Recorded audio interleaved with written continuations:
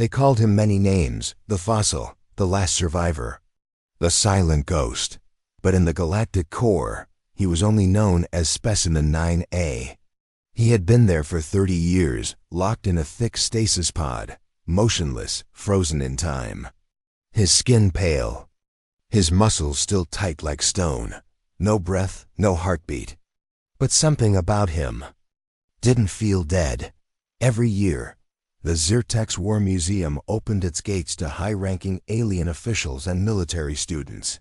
They came to study history, to admire the weapons and trophies collected from the fallen worlds. And there, in the center of Hall 17, behind 6 layers of force fields, surrounded by warning signs in 40 languages, stood the last human. The field trip on this day. A young alien cadet named Lauren walked into the museum for the first time. His scales were bright green, and his eyes wide with curiosity. "Is that him?" Lauren asked. "Yes," said his instructor.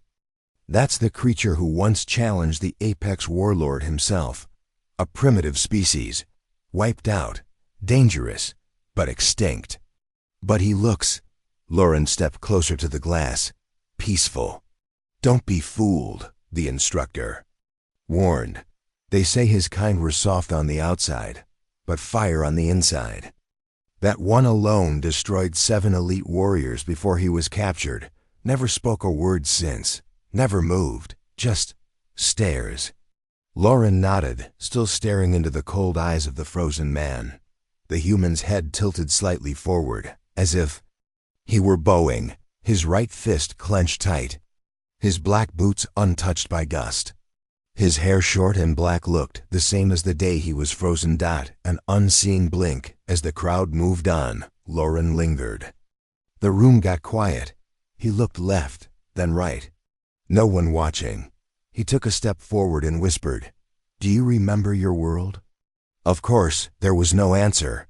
He placed his 3-fingered hand on the outer glass.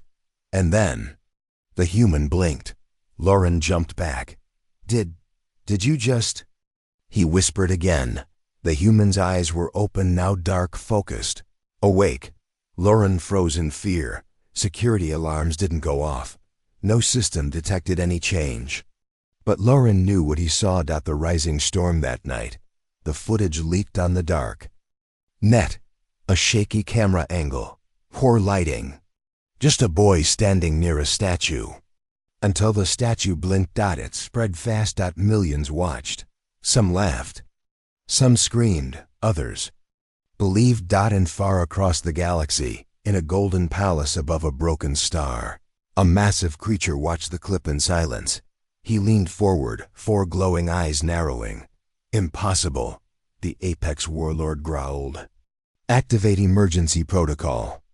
Prepare for transit. I'm going to see it myself." His generals gasped. "Sire, the human is under 24-hour stasis lock. He cannot move." The warlord didn't blink. He blinked. "That means he's dreaming. And if he's dreaming, he remembers."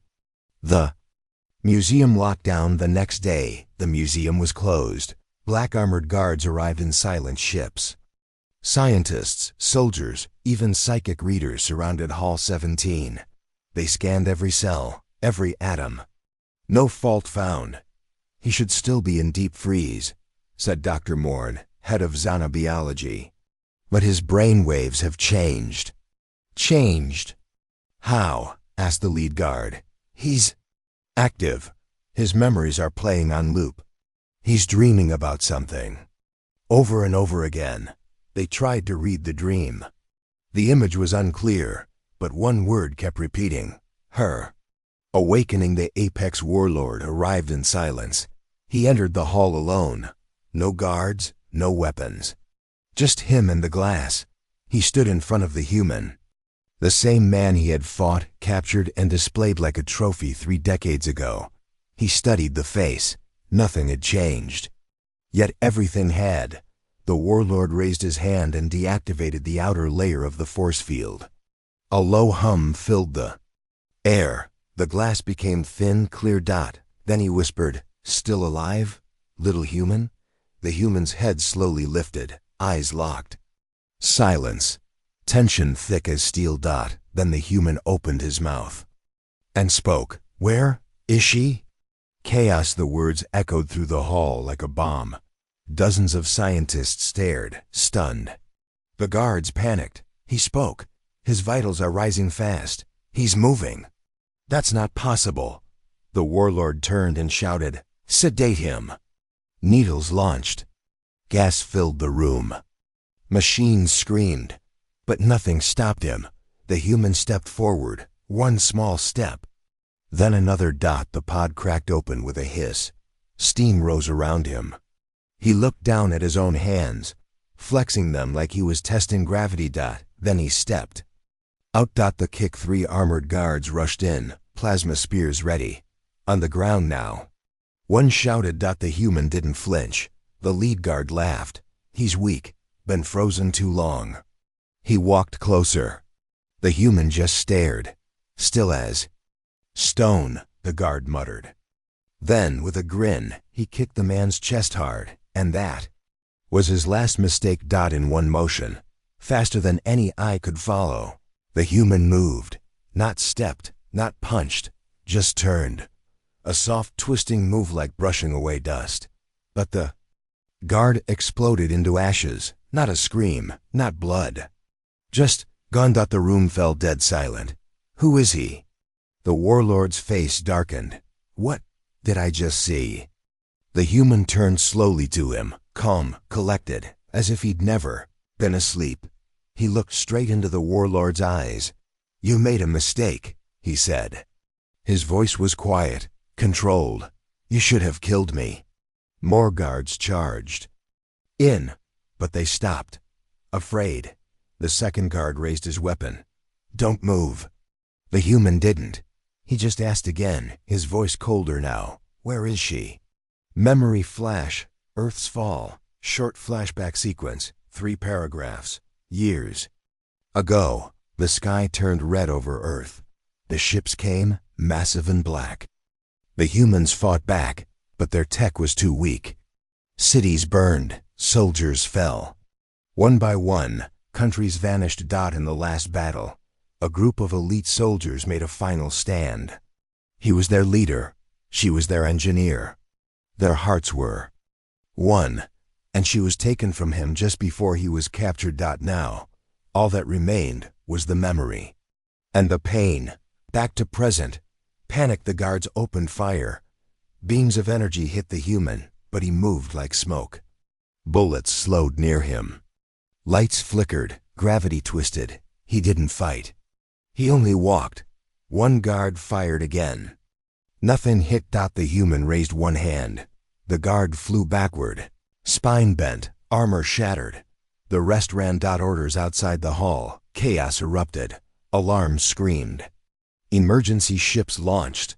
The head scientist shouted, "This isn't possible." He was just a man. The warlord growled, "He's more than a man now."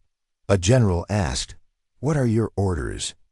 The warlord looked at the ruined hall, the ash on the floor, the empty pod. His eyes narrowed.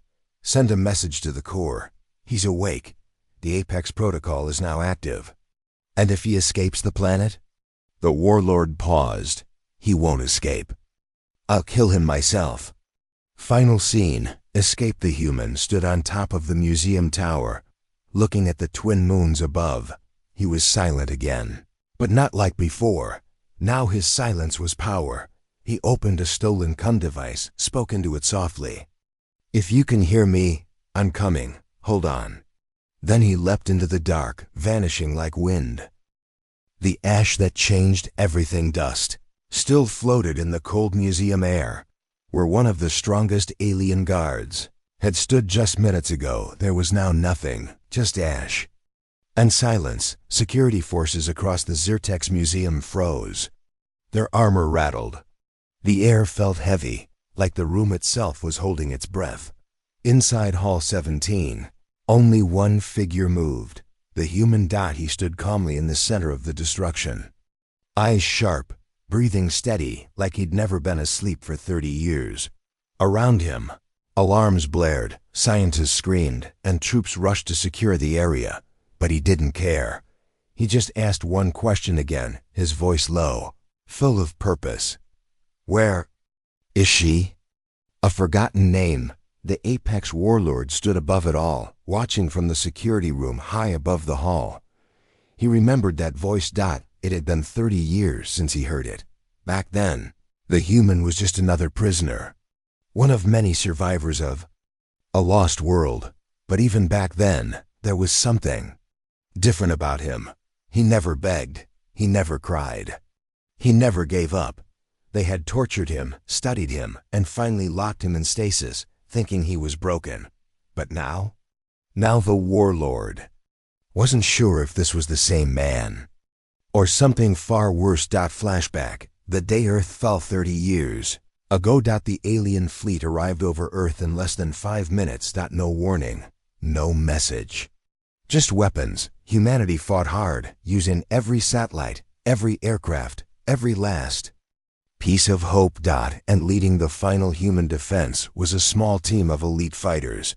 Among them, Captain Jace Wren, a former soldier turned leader of Earth's last resistance. And beside him, Dr. Mira Lane, an engineer, a scientist, and someone who meant everything to him. They weren't married. Not officially. But their connection was deeper than words. When Earth's final bunker fell, Mira was taken first. Jace fought to get to her, but he was overwhelmed. That day, the warlord stood above him. Victorious, he didn't kill Jace. He called him a rare specimen. So he took him as a trophy. Back to present. Control room. Chaos in the museum control room. Dr. Morin, the head scientist, was in panic. "This is not possible," he shouted, staring at the screen. He was in stasis for 3 decades. His muscles should be gone, his energy flat. "He vaporized a soldier with a movement," said the guard captain. "No known human can do that." "He's no longer just human," Morn whispered. "Then what is he?" asked the general beside him. "I don't know," Morn said. "But I know this: if he gets off this planet, the galaxy will burn." The warlord remembers. The apex warlord turned to the group. "No one leaves this planet. Shut down all ships. Ground every civilian. Block every port." "Sire," said one of the guards, "should we send the Prime Legion to capture him?" The warlord shook his head. "No," he growled. "This is personal. I will deal with my trophy myself." The arena of beasts. The apex warlord had a private arena on his personal moon station. It was hidden, brutal, and secret. It was here that he tested rare creatures, criminals, and enemies of the Empire.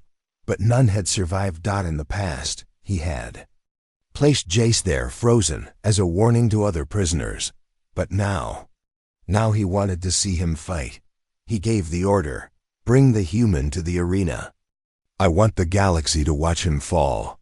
"But sire," I said, "bring him." On the run meanwhile, Jace had escaped the museum. He had no weapons, no armor, just his body and a mind sharpened by pain. Guards chased him through the lower city levels, but he moved like wind. He didn't kill. He only knocked them out. Calculated, fast, and silent. He found a small transport bay and scanned the map. "She's being kept in Lab Sector 9, he said to himself. Underground. He needed a way in. Suddenly, an announcement echoed through the city. "This is the apex warlord. The human Jace Wren is alive. He will fight in the grand arena tonight. Watch history end." Jace's choice. Jace heard the broadcast. He paused, thought carefully. He could hide. He could run. He could try to reach Myra alone. But instead, he looked up at the sky and said, "Good, let them all see." He walked into the nearest guard tower and surrendered. Preparation for battle. The alien arena was filled with thousands of species. From insectoids to giants, they all gathered to witness the fall of the last human. They cheered, they screamed, they placed bets. In the center, massive beasts, genetically enhanced killers prepared for combat. The gates opened, and Jace walked out. Alone. No armor. No weapon. Just him. Inside the arena, the warlord watched from above. He leaned forward, eyes fixed. Jace looked around calmly. 15 alien gladiators circled him. Each had killed hundreds. Each was designed for war. A voice shouted over the speakers. The rules are simple. Survive. There are no weapons, no exits.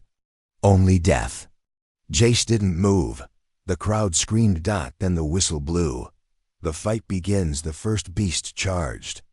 4 arms, steel claws, thick armor. Jace ducked under the swing, slid between its legs, and hit a single nerve on its spine. The beast collapsed. The crowd gasped. The second fighter came in with sharp blades. Jace stepped aside, used its own speed, and threw it into the wall. One by one, he took them down. No wasted moves. No rage. Just focus. Alien reactions in the control room. Scientists stared in horror. "This is beyond impossible," said Dr. Mord. "He's predicting their moves. He's reacting before they strike. He's faster than our sensors. He's reading them like books." One by one, the 7th, 8th, and 9th fighters fell quickly. The 10th tried to poison him. He didn't even let it speak. He was quiet. Still. The arena changed. The crowd stopped laughing. Now they watched in fear. The final 3, the last 3 fighters were special. Each one was enhanced with alien tech, mind readers, speed boosters, even teleportation. But Jace was ready. He used their own tricks against them. He didn't fight them. He ended them. Not with strength, with understanding. The warlord's rage. The apex warlord stood up. "This ends now." He stepped into his personal lift. "I'm coming down." Lock the arena. Jace's message stood alone now. All enemies down. The arena silent. He looked up at the cameras. He spoke clearly. "Let this be a message to every enslaved human across the galaxy. You are not alone. I am alive. I'm coming." He looked straight into the warlord's private cam. "And I haven't forgotten what you took from me." The warlord arrives. The gates opened. The crowd fell silent. The apex warlord entered. Feet tall, 4 arms, covered in black and gold armor. His eyes burned red. He faced Jace, weapons in hand. "You should have stayed frozen." Jace looked at him. "I was awake the whole time. I just waited." Cliffhanger ending. The 2 stood face to face. The last human. Apex warlord. No escape. No mercy. The fight had not just begun. It had been waiting for 30 years. And now the galaxy was watching. The arena turned silent. The wind inside the arena stopped. Dust floated in the air like slow-moving stars. The crowd of thousands held their breath. In the center stood 2 beings so different, yet so similar. On one side, the apex warlord, the destroyer of worlds, ruler of the Zyrtex Empire. 8 feet tall, 4 arms. Armor made from the bones of the strongest creatures in the galaxy. On the other side, Jace Wren, the last human. No armor, no weapons. Just a black jumpsuit, bruises on his arms, and eyes that had seen too much. No one spoke. Even the commentators were silent, because they knew. This was no longer a show. This was war. The warlord smiled. The apex warlord stepped forward, each foot shaking the ground. "You survived my arena," he said, his voice deep and cruel. "That makes you special, again." Jace didn't reply. "You don't want to talk?" The warlord laughed. "Fine, let me speak for you with pain." He rushed forward. Fast. Too fast for something his size. His 4 fists swung with deadly power, aiming to crush Jace's head, chest, and ribs all at once. But Jace moved like smoke. He dodged low, turned his body sideways, and slid past the warlord like water on stone. The crowd gasped. "Is that all?" Jace asked softly. Flashback. The training Earth. 5 years before the invasion. Jace trained in the deep forests of Alaska. His mentor was Kato, a Japanese-American survivalist and master of old martial arts. Kato used no machines, no guns. Only speed, silence, and control. You're not training to fight others, he told Jace. You're training to master yourself. Jace remembered those words now. They had become his armor, his weapon, his edge. Back to the arena. A new strategy, the Warlord. Tried again. 2 arms came from above. 2 from the sides. This time plasma energy crackled at the ends of his fists. Jace knew 1 hit would break every bone in his body, but again. He moved like a whisper. He didn't block. He didn't run. He flowed. And as the Warlord missed, Jace touched a small nerve near the base of the Warlord's right arm. Just a touch.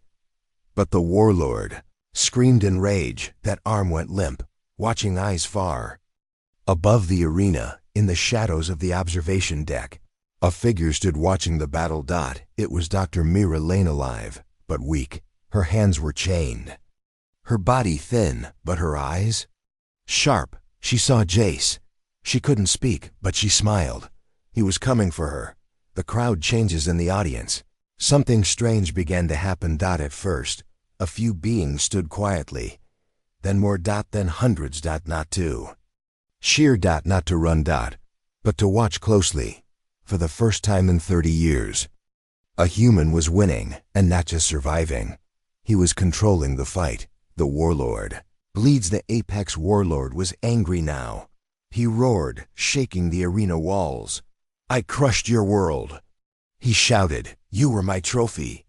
You think this changes anything? Jace stepped forward, quiet as ever. It changes everything, he said. The Warlord charged again, body glowing with raw energy. He raised 1 hand to strike. Jace waited. He didn't move. He didn't even breathe. The Warlord's punch came like a meteor, but just before impact, Jace kicked. The kick, it wasn't a fancy kick. Not spinning, not flying, not loud. Just one simple, clean side kick to the Warlord's chest. But the moment it landed, something strange happened. The arena shook. Time felt slower. The Warlord's armor cracked, not bent, shattered. Cracks spread like lightning across his chest plate. His mouth opened, eyes wide with shock. He staggered back 2 steps, 3 steps. Then he fell to 1 knee. Silence. The science room panicked. Morn in the control room dropped his tablet. What did he do? Someone asked. That kick. Morn whispered. It released energy, stored power, but it's not from muscles. It's memory-based. Memory-based? Asked the general. Yes, his body remembers pain, tragedy, loss.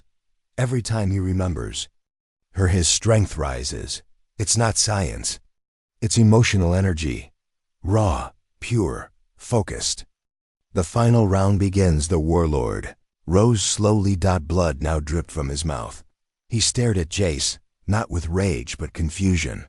What are you? He asked. Jace looked at him with calm eyes. I'm the future. The Warlord laughed, even while bleeding. I destroyed your kind. You're alone. You destroyed the weak, Jace replied. I'm what's left. The Warlord screamed and pulled out 2 plasma blades from his armor. He charged again, this time fast, wild, deadly. Dance of survival. Jace's movements became faster. Each dodge sharper. Each counter smarter. The blades missed by inches. But each time, Jace hit a point: shoulder, elbow, ribs. Small hits. Precise hits. Not to kill, but to break him down. Bit by bit. The final blow. The Warlord fell to 1 knee again, breathing hard, arms shaking. He tried to rise, but Jace was already in front of him. I once asked you, Jace said quietly. Where is she? The Warlord didn't answer. So Jace asked again, louder. Where is she? The Warlord growled. You'll never find her. Jace stepped closer, and this time punched. 1 straight punch to the Warlord's chest.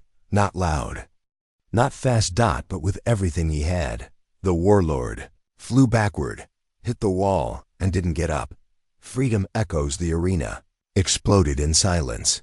Then, cheering. Wild, loud, echoing across the planet, across the empire, across the stars. In every prison where humans were kept. In every ship where they were forgotten. One message now repeated on every hidden signal. The last human lives. The apex is down. Reunion high above. Guards panicked. Jace climbed the arena steps. He entered the tower, broke the doors, and there, chained to the wall, was Myra. She looked up, eyes full of tears. Jace. He dropped to his knees. I found you. Cliffhanger. Ending as they hugged. Alarms began to blare again. A warning appeared on every screen. Empire Protocol 001 activated. Witness alert. Titan. Class ship Oblivion approaching. Jace turned to Myra. What's that? She looked at him, face pale. That's not the Warlord's ship, she whispered. That's the one who controls him. The sky turns red. A low rumble filled the air. Far above the arena, the clouds twisted into a dark spiral. The stars disappeared. The sky itself seemed to burn. Myra's voice trembled. That's not just a ship. That's a warning. Jace looked up, holding her close. The crowd that had once cheered now ran in panic. Even the strongest alien guards dropped their weapons and fled, because they knew what was coming. Not war. Not justice. But judgment. The ship, Oblivion. The ship was the size of a small moon. Black as death, smooth as glass. No lights, no visible weapons, but everyone could feel its power. It moved without sound. No engines, no noise. Just presence. As if space itself obeyed it. One word appeared on every device, screen, and mind link across the planet. Prepare for him. Jace's decision. Myra pulled away from Jace, looking into his eyes. We have to run. But Jace shook his head. He'll follow. He'll find us anywhere. So what do we do? Jace clenched his fists. We find him first. Inside the dead Warlord's tower, Jace walked back to the apex Warlord's broken body. It wasn't fully dead yet, just barely alive enough to speak. He opened his bloodied eyes as Jace stood over him. You don't understand, the Warlord coughed. I was never the top. Then who is? Jace asked. The Warlord tried to laugh but coughed blood. He has no name, only a title. The one above all. Jace stared coldly. I'm not scared of titles. You should be. Where is he? The Warlord smiled for the last time. He's already here. And then he died. The arrival A voice echoed across the planet. Not through speakers. Not through air, but directly into every mind. Kneel. Millions dropped to their knees. Alien, animal, even machines. They didn't choose to. Their minds were forced. Even Myra gasped and dropped, but Jace stood, breathing hard, holding his ground. First contact. The roof above the arena shattered like glass. From the sky, a figure descended slowly. Not on a ship. Not with wings. He just floated. Like a god. 10 feet tall, silver skin, eyes made of stars, clothed in a cloak of darkness that moved like smoke. No face, no voice, but everyone knew this was the one above all. He speaks to Jace. The ink floated inches above the ground, eyes fixed on Jace. You should not exist. Jace didn't speak. You were my Warlord's greatest shame.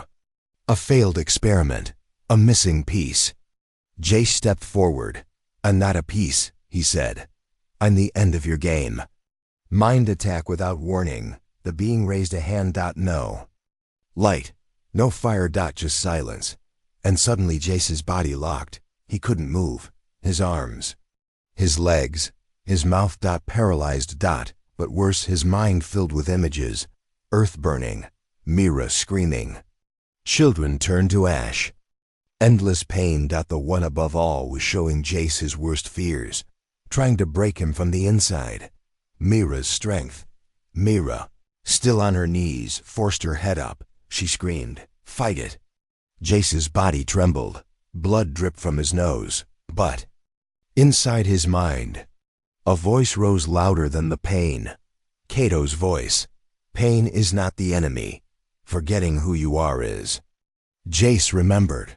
He remembered love. He remembered Earth. He remembered her. And suddenly, his body unlocked. He stepped forward. Face bleeding. But free. The impossible punch. The one above all tilted his head. No one has broken my control before. You've never met a human. Jace said. And then he ran. Faster than anyone thought possible. He jumped into the air.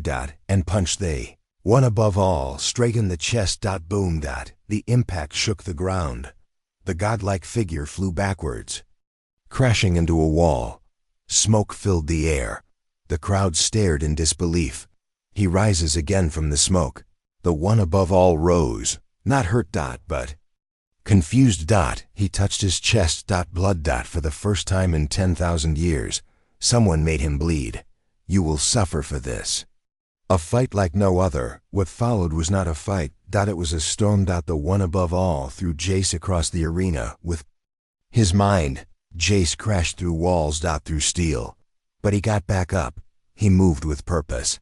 He dodged fireballs, black holes, gravity blasts. Every time he was knocked down, he rose again. Flashback, Mira's promise before the war. Mira once told him, Jace, if you're ever lost, remember what we are. We build, we fight, we survive. No matter how dark it gets, we keep going. Now, Jace repeated those words in his heart. And every word made him stronger. Turning the TD, Jace grabbed a broken piece of wall metal sharp. Like a blade, he threw it with full force. It hit the one above all in the eye. A scream shook the city. Now, he was angry. He formed a giant dark sphere of pure death in his hand. He raised it. And aimed at Mira. No more holding back. Jace saw it coming. He didn't hesitate. He ran faster than before.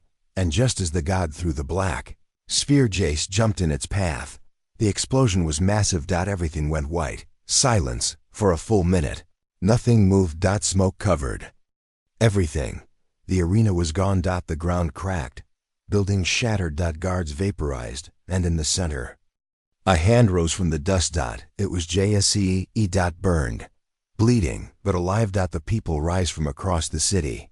Humans and alien slaves watched. If this one human could stand, then maybe they could too. They picked up weapons. They attacked guards. Rebellion had begun. The one above all retreats. The silver god hovered above the broken land. He looked down at Jace with quiet anger. This isn't over. He turned into light and vanished. Victory or beginning? Jace fell to one knee. Mira rushed to his side, holding him. You did it, she whispered. He shook his head. No, I just started it.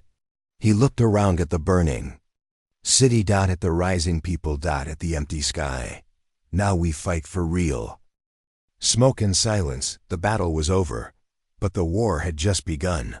The arena stood, broken walls destroyed. Floor cracked, lights dead. The black sky above had returned to silence. The giant ship Oblivion was gone. The one above all had disappeared. Like a shadow, but his warning remained. This isn't over. Jace sat on the ground, body shaking, burned, bleeding. Exhausted. Mira sat beside him, holding his hand. Her eyes scanned the destruction. Fire still burned in the distance. Screams echoed from the towers. But in that moment, they were alive. Together. The first flame of rebellion in the city below the arena. Something new was happening, for the first time in many years. The people were standing. Alien slaves, creatures from 10 different species, had stopped running. They picked up weapons dropped by guards. They shouted words of freedom in different languages. But the meaning was the same. No more fear. No more chains. And it all began with one sentence, whispered from rebel to rebel. The human stood against the god and didn't fall. Jace stands again. Jace slowly stood, pain in every bone. Mira looked at him, worried. You need rest. He shook his head. We don't have time. He looked at the city lights, glowing red in the smoke. We need to send a message to the other worlds. Mira nodded. You want to start a war? No. Jace said, I want to finish one. The message room inside the remains of the Warlord's command tower. There was a control center. Half burned, full of sparks and broken screens, but one console still glowed blue. Jace and Mira stepped inside carefully. He looked at the controls. Mira walked beside him. This system can connect to the Empire's signal line. If we hack it, we can reach thousands of planets. Good, Jace said. Mira paused. But it will expose our location. They'll find us again. Jace stared at the screen. Let them come. The broadcast. Jace pressed the red button. Across the stars, on prison ships, work camps, mining planets, gladiator arenas, and dark corners of the Empire, screens turned on. Millions of beings, some human, most not, stopped what they were doing and looked up. They saw a face they hadn't seen before, a human face, bruised, burned, but standing, and he spoke. You don't know me. I'm Jace Wren, last survivor of Earth. They told you we were gone. They lied. They told you had no power. They lied again. He paused. The Warlord is dead. His master ran, and now it's our time. Rise. Fight.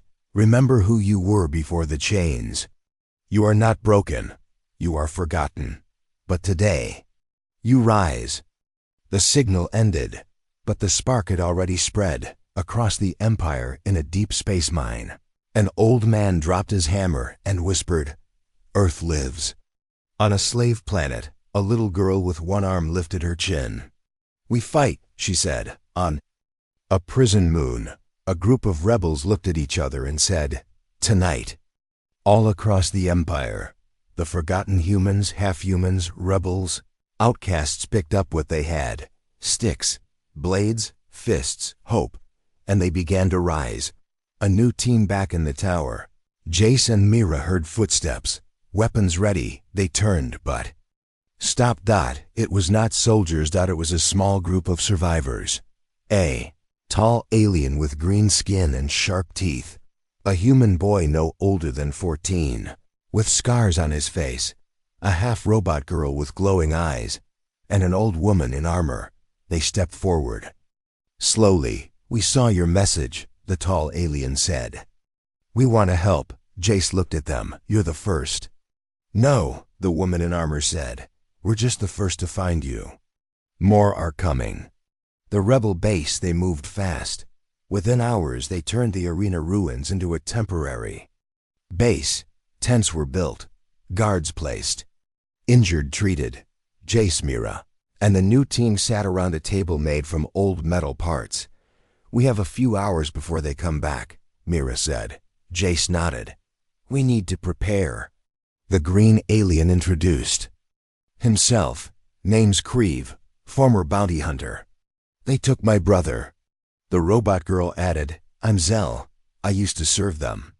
Not anymore. The boy didn't speak. The old woman did. He's Ely. He was born in chains. Jace looked around the table. These aren't just fighters, he said. They're reasons to fight. Incoming threat. Suddenly, an alarm rang. Creve rushed to the screen. Ship incoming. Big one. Mira stared. It's not the one above all, but it's military. Full strike force. Zell scanned the radar. 3 dropships. At least 80 soldiers. Eli finally spoke. Let me fight. Jace looked at the boy's small frame. You're just a kid. Eli's eyes were cold. I was a kid before they made me watch them kill my mother. I'm not a kid anymore. Jace said nothing, then handed him a weapon. The first battle of the new war. As the enemy dropships landed, the rebels took position.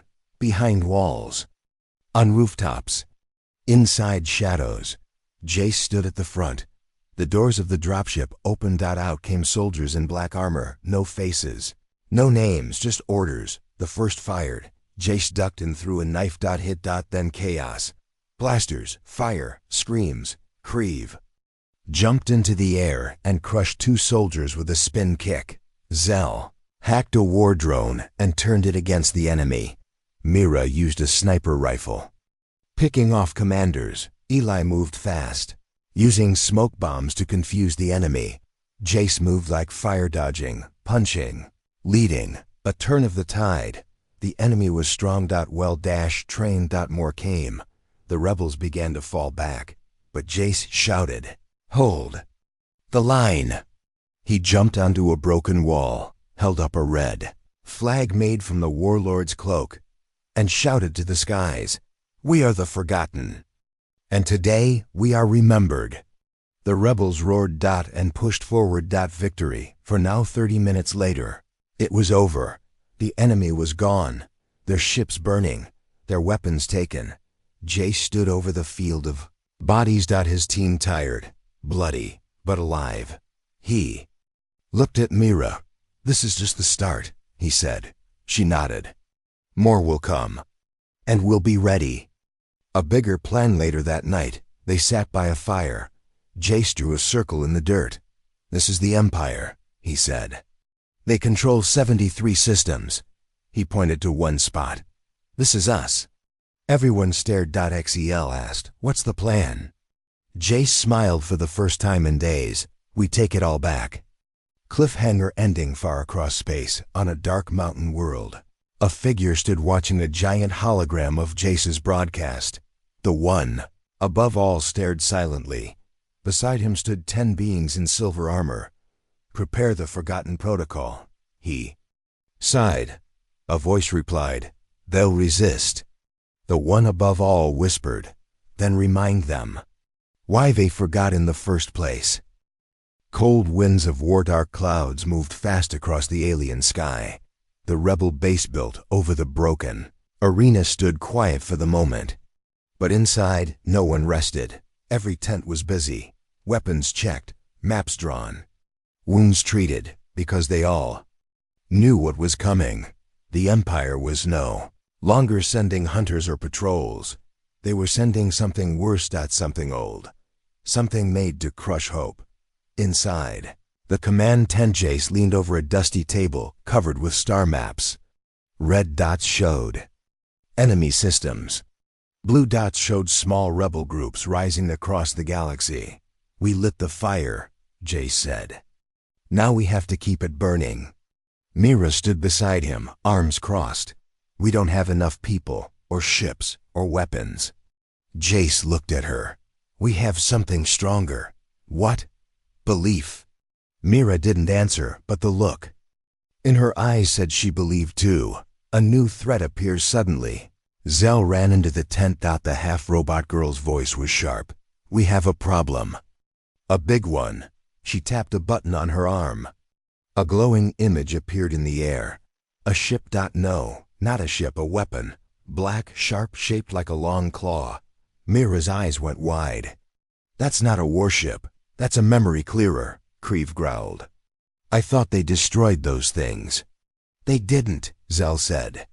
"They just saved them for moments like this." "What is the Forgotten Protocol?" Eli spoke softly. "It's a program.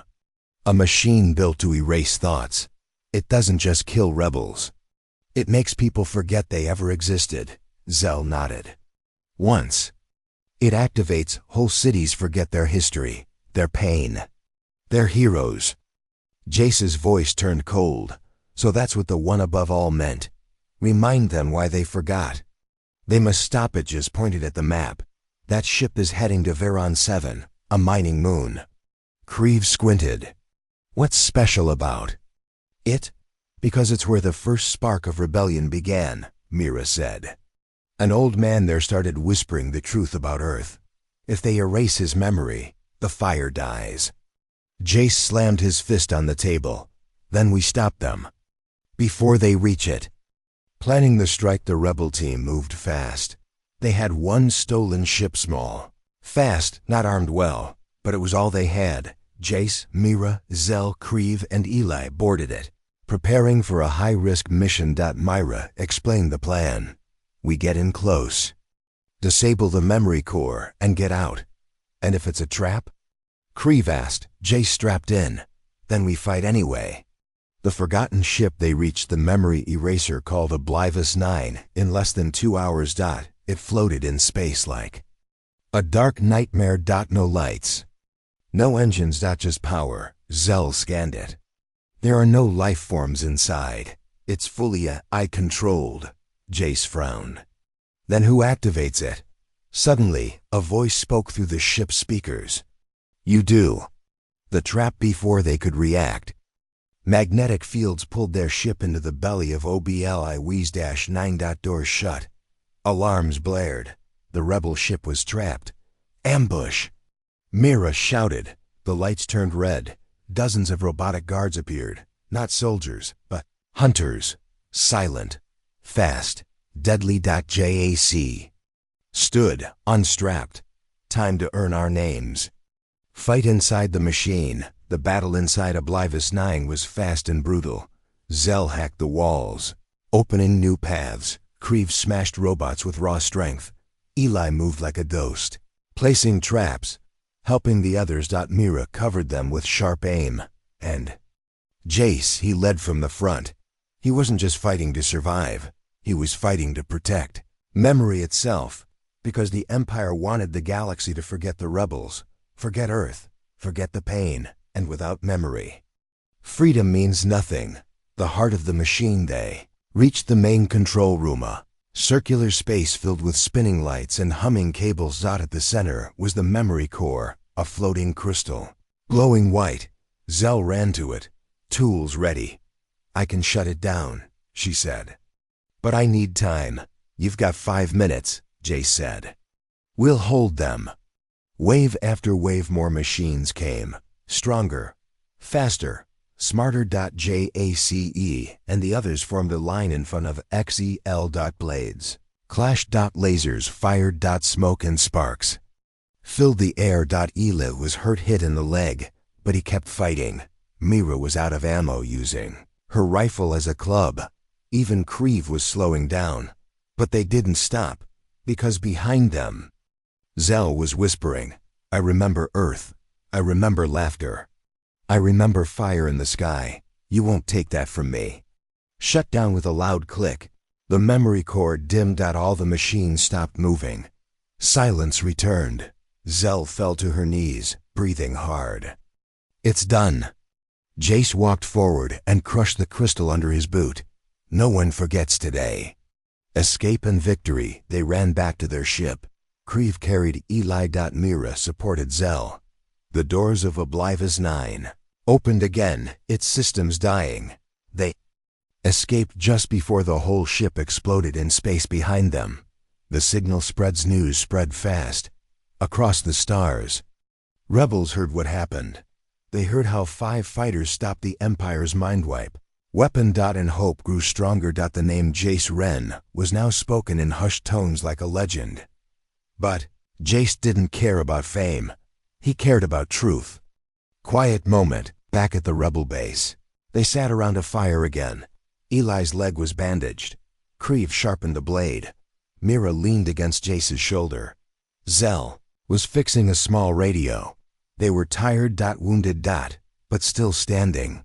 Jace looked at the stars. They wanted to erase us. Mira answered, but now they'll remember us forever. Meanwhile, far away on a cold moon, the one above all stood in a black chamber. Around him stood 10 silver-armored figures. Silent, powerful, each one glowing with different energy. He spoke slowly. The rebels grow too fast. Memory wasn't enough.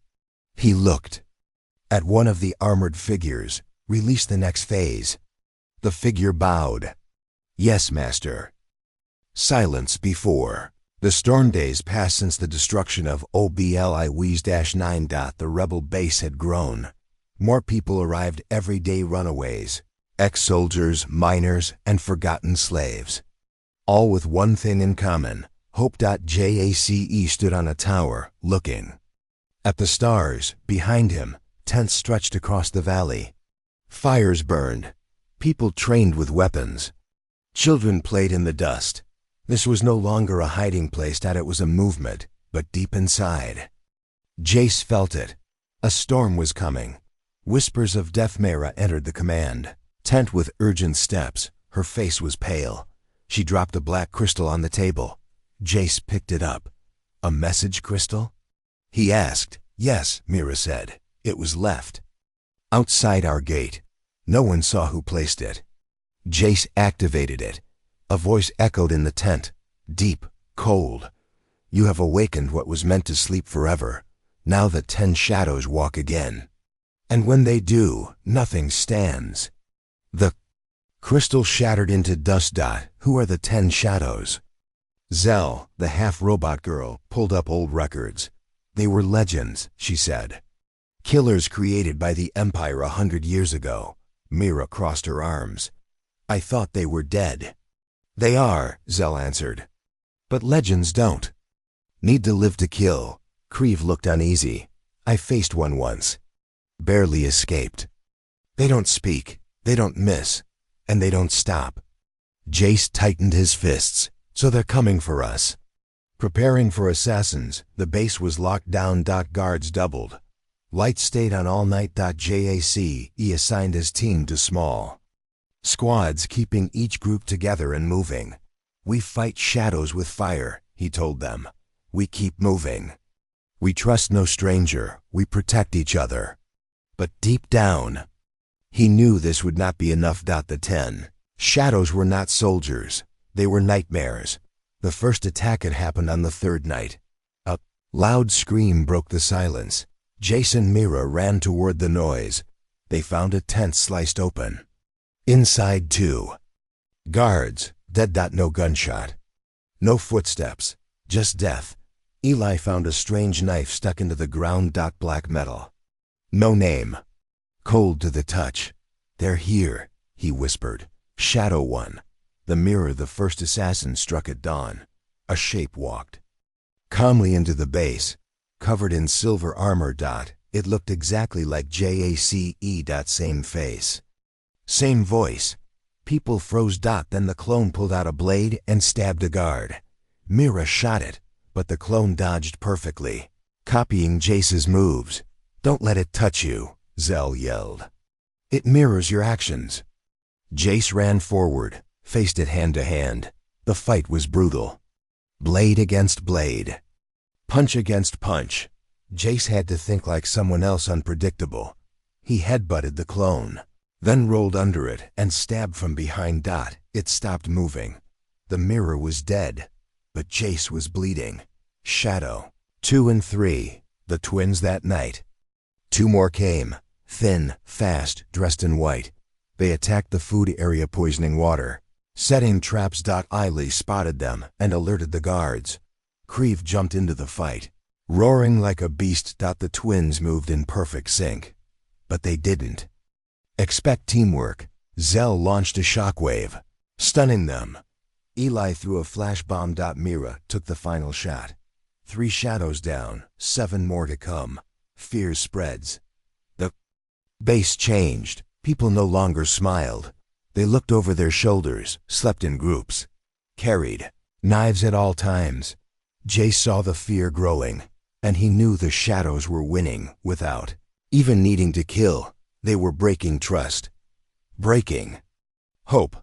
A message from the enemy. A new signal came in. A hologram lit up in the sky over the base. The one above all appeared. His voice thundered. You run from machines. Now you run from ghosts. You fight like sparks, but I am the storm. You cannot stop what you cannot see. Then the image faded, but the warning remained in every heart. Shadow 4, the singer, that same night.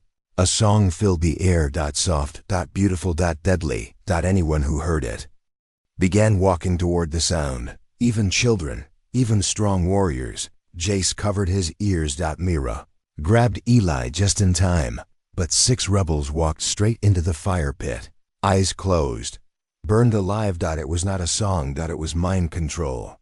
The singer stood on a rooftop, humming. Creve climbed up and threw her down with full force. Silence returned, but everyone remembered the song. Mira gets hurt on the 4th night. A shadow got inside Jace's tent. It struck fast, quiet, aimed straight at his heart, but Mira pushed him away, taking the blade in her side. The assassin vanished before anyone could catch it. Jace held Mira in his arms, blood covering his hands. "Stay with me," he begged. Mira smiled weakly. "I'm not leaving, yet." The fire inside Jace, for the first time since Earth fell, Jace cried. Not out of weakness, but out of fire. He stood up, walked into the main camp and shouted, "No more running. No more hiding. We don't wait for shadows, we burn them." The people responded. They lifted their weapons, their hearts, their belief, setting the trap Zil, Creve, and Eli built a trap. They placed fake signals around the base heat markers, sound generators, false heartbeats. The shadows were hunters. So the rebels became bait. Shadow 5 to 9. The final fight on the 5th night. 5 shadows came at once. Each from a different side. But this time, the rebels were ready. Eli lured one into a trap. Pit spikes from below. Zell used hack turrets to destroy 2 more. Creve fought one hand-to-hand and one. JSC. He faced one in the command tent. It spoke for the first time. "You think fire saves you?" "No," Jace said, "but it shows me the way." He crushed it with falling metal. Only one shadow remained.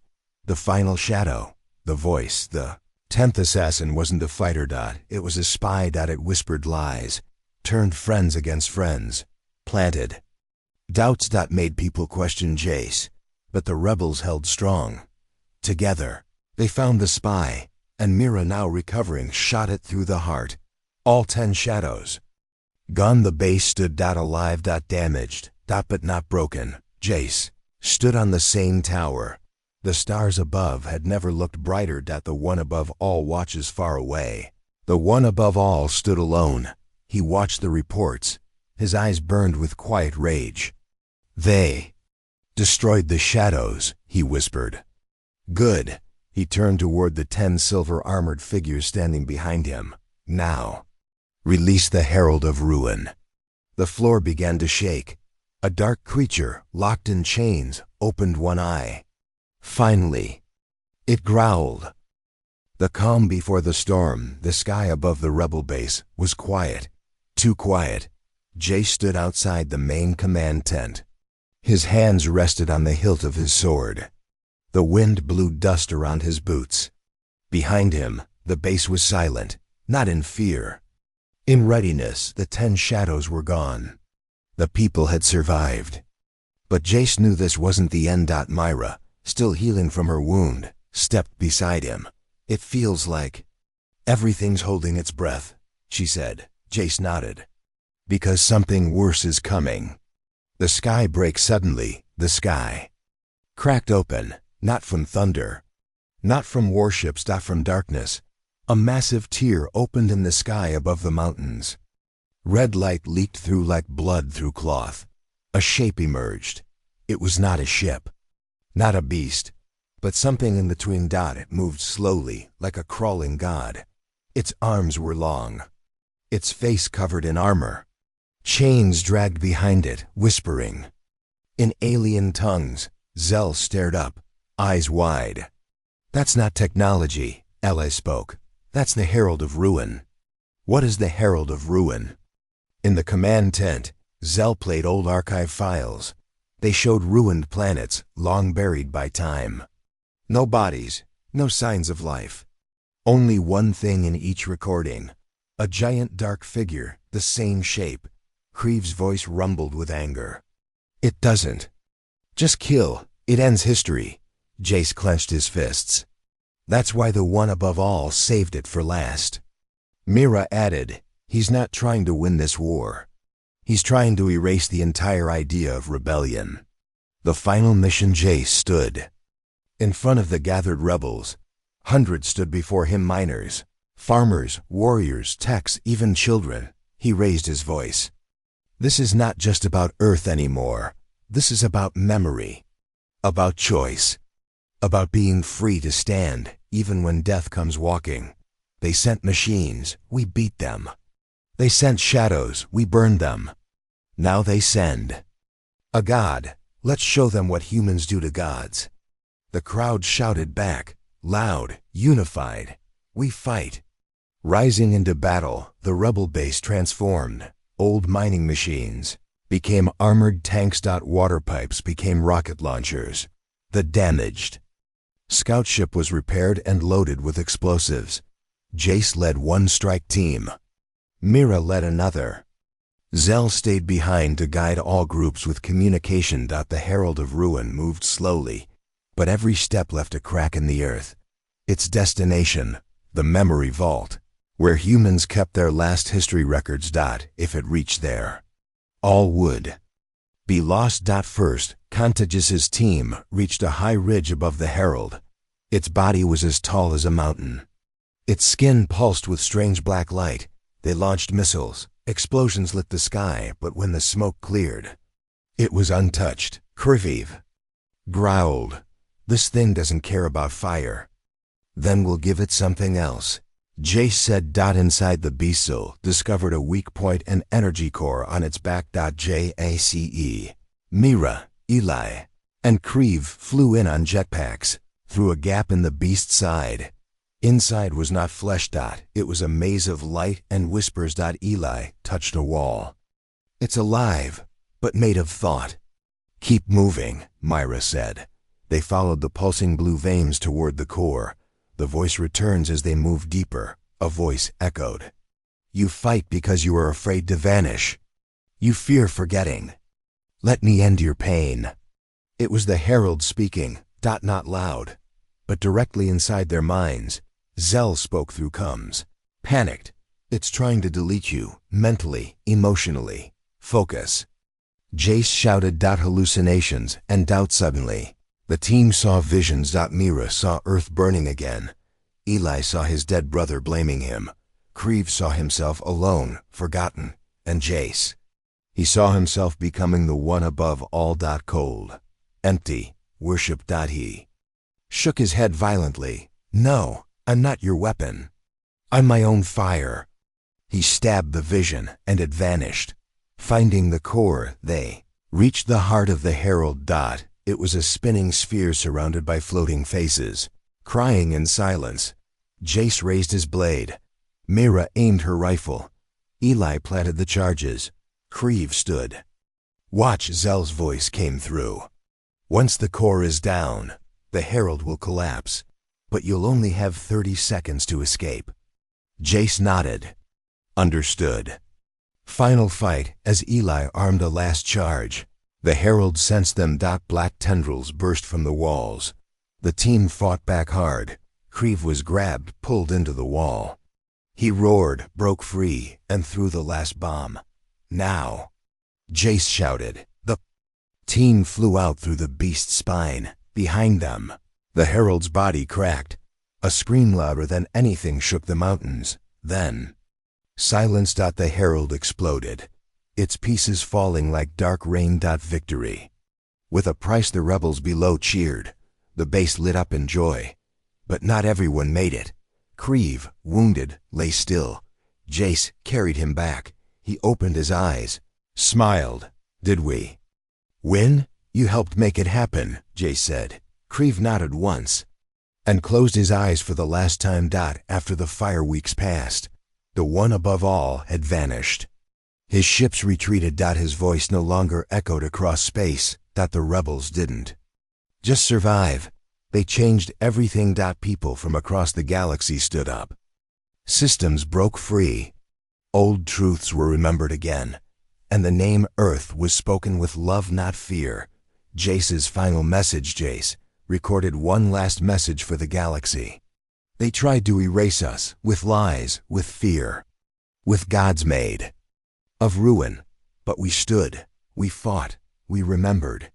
We are not dust, we are stars, and stars always rise again. The end or a new beginning. Jace, Mira, Zell, and Eli stood on a green hill. Children played nearby. Ships flew in the sky free, without empire markings. Mira asked softly, "So what now?" Jace smiled. "Now we rebuild." Far above, stars twinkled, but in one far corner of the sky, something watched. Silent. Still. Waiting. But this time, the galaxy would be ready.